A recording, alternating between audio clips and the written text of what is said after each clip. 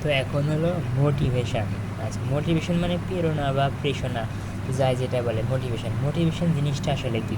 আমরা কিন্তু অনেক সময় দেখি যে মানে আমাদের কোনো কাজ করতে ইচ্ছে করতেছে, আবার কোনো কাজ করতে ইচ্ছে করতেছে না। মানে বিশেষ করে তখন সকালে ঘুম থেকে উঠি, হ্যাঁ, তো বাসিতে আসার পরে দেখা যায় না সকাল 5টা 6টাতে ঘুম থেকে উঠতে মন চায় না, অলসতা লাগে।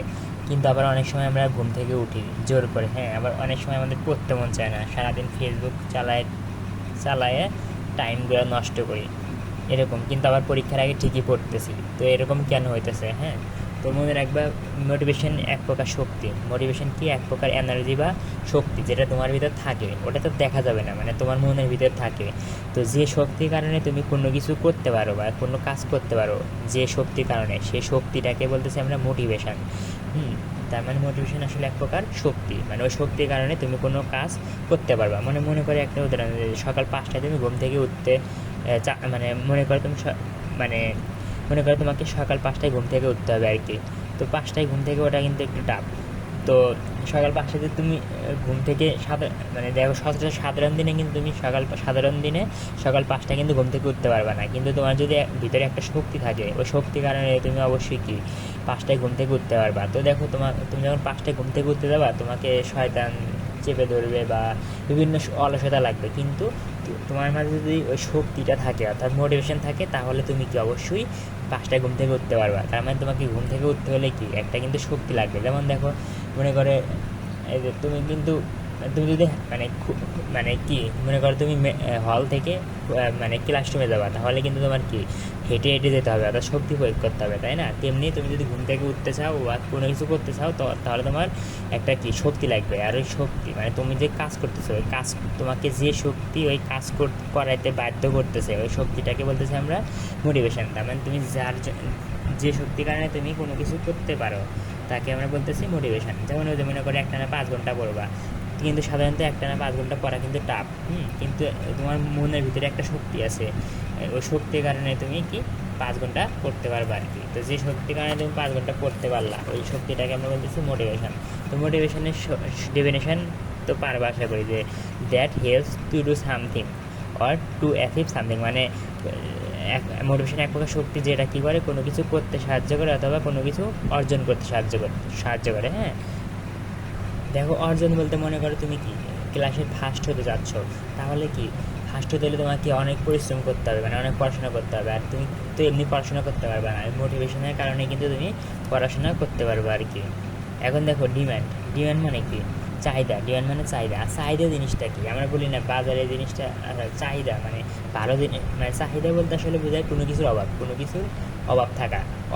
তার মানে অভাব বা ডিম্যান্ড বা চাহিদা একই জিনিস। ডিম্যান্ডের বাংলা হলো চাহিদা, তাই না? তার মানে ডিম্যান্ডও যা, অভাবও একই জিনিস। তার মানে ডিম্যান্ড বলতে আমরা বুঝি যে কোনো কিছুর অভাব। যেমন মনে করো আমার একটা কী আছে, আমার একটা ঘড়ির ডিম্যান্ড আছে, তার মানে কি ওই ঘড়িটা আমার কাছে নাই, অর্থাৎ ওই ঘড়িটা আমার কাছে নাই, অর্থাৎ আমার একটা ঘড়ির অভাব আছে। তার মানে ডিমান্ড বলতে বোঝায় অভাব, মানে তোমার কাছে যে জিনিসটা নাই। হুম, তো মানুষ বিভিন্নভাবে মোটিভেটেড হতে পারে। যেমন অনেক সময় আমরা অনেক বক্তার বক্তব্য শুনে মোটিভেটেড হওয়ার পর মনে হয় যে আজকের সারা রাত পড়াশোনা করবো বা এই পুরো সেমিস্টার ভালোভাবে পড়াশোনা করবো, এভাবে মোটিভেটেড হতে পারি। আবার সবচেয়ে আমাদের যেটা লাগবে, এটা হলো কি, যখন তোমার কোনো কিছুর ডিমান্ড থাকবে, অর্থাৎ কোনো কিছুর অভাব থাকবে, তখন তুমি অটোমেটিক কী হবা, মোটিভেট কিন্তু হয়ে যাবা। দেখো, মানে উদাহরণ যদি এরকম দিই, মনে করো তুমি 5তলা বাড়ি বানাতে চাচ্ছ, 5তলা বাড়ি বানাতে চাচ্ছ, তার মানে কি বাড়ি বানাতে কেন চাচ্ছ? বাড়িটা তোমার নাই, অর্থাৎ তোমার কি একটা ডিমান্ড আছে, অর্থাৎ তোমার বাড়ির একটা অভাব আছে। তাহলে বাড়ি যদি তৈরি করতে চাও, তাহলে লাখ লাখ টাকা লাগবে। এখন লাখ লাখ টাকা তো এমনি আসবে না, তাহলে তোমাকে কী করতে হবে, পরিশ্রম করতে হবে, তাই না? এখন তুমি তো পরিশ্রম এমনি করতে পারবে না, ওই তোমার ভিতরে যে শক্তি আছে, ওই শক্তিটাই তোমাকে কী করবে, পরিশ্রম করাতে সাহায্য করবে। আর ওই শক্তিটাকে বলছে না মোটিভেশন। তার মানে দেখো, তোমার অভাব আছে দেখে কিন্তু তুমি কাজ করো। মনে রাখো, পৃথিবীতে মানুষ কিন্তু এমনি এমনি কাজ করে না, মানুষের অভাব থাকলেই কাজ করে। হ্যাঁ, যেমন দেখো, তোমার লো সিজি, মনে করো তোমার সিজি হলো 2.5। তাহলে তুমি তখন কী করবা, সিজি বাড়ানোর জন্য কিন্তু পড়বা।